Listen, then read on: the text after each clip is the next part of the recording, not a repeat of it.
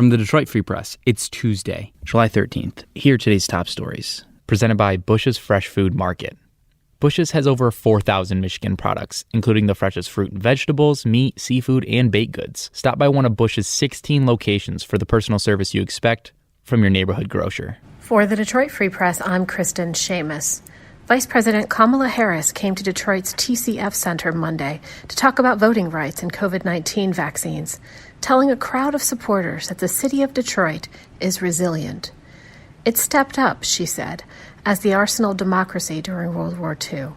It fought through a devastating recession, and now it is confronting the coronavirus pandemic with that same Detroit resilience. Early on, the region's manufacturers produced personal protective equipment and ventilators. Frontline healthcare workers saved lives.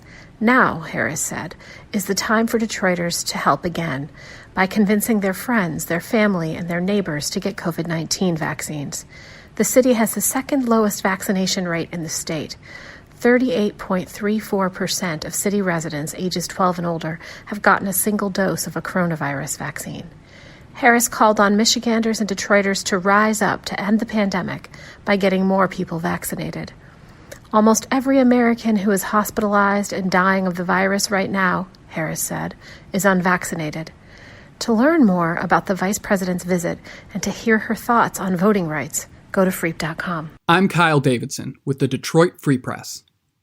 On a normal day, most people don't expect to find a bowling ball sitting on their back step. But one man in Norton Shores found 158 beneath his. David Olson, 33, was demolishing the back steps of his house on July 1st when he saw a black sphere buried behind some cinder blocks. That was the first of many bowling balls. While Olson's initial count on Facebook totaled 50 bowling balls, he uncovered more and more. The final count totaled 158, though Olson said he could feel more in the ground. Olson said he plans to use the balls as edging for his landscaping or to make sculptures.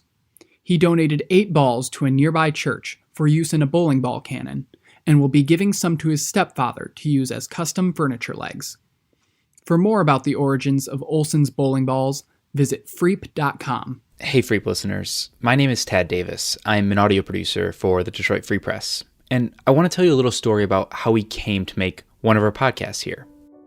When the pandemic began in March of 2020, many of us were just confused. As journalists, it was hard to find the right message and coverage of something so terrifying, so bewildering. So to try to find some sanity in it all, we looked back to the last time something like this happened, 100 years ago, during the 1918 flu pandemic. And what we found was, yes, there was general news about the crisis, but when it came to first-person accounts about what kind of impact the pandemic had on daily life, there was almost nothing, just headlines. And when we saw this gap in coverage from the 1918 pandemic, we didn't want history to repeat itself. So we decided to create We Lived It. The We Lived It podcast covers stories from across Michigan, from following high schoolers who returned to school during the pandemic. I can't really switch from hybrid to virtual per the district guideline and rules. So, I kind of have no choice but to go hybrid. To people finding new ways to be together and celebrate life. Marge, you gotta mute me because I don't have any buttons. Remind me to do that, and I can do that easily. Anybody else need to be muted? Yes, yeah. please. This podcast has given us the chance to dive deeper into subjects and stories and helped us build a new format of covering the pandemic and future stories. The We Lived It podcast sets a historical and human version of what the pandemic was like for listeners now and in the future. You can find the podcast on Apple Podcasts, Spotify, or wherever else you get the podcasts. And while you're there, if you like the show, you can leave a rating. It really, really makes a difference. Okay, thanks for listening.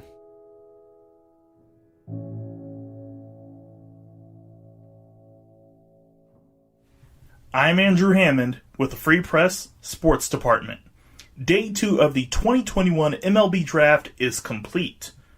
While the Tigers made their selections in rounds 2 through 10, the state of Michigan saw some native sons and some in-state connections get drafted as well.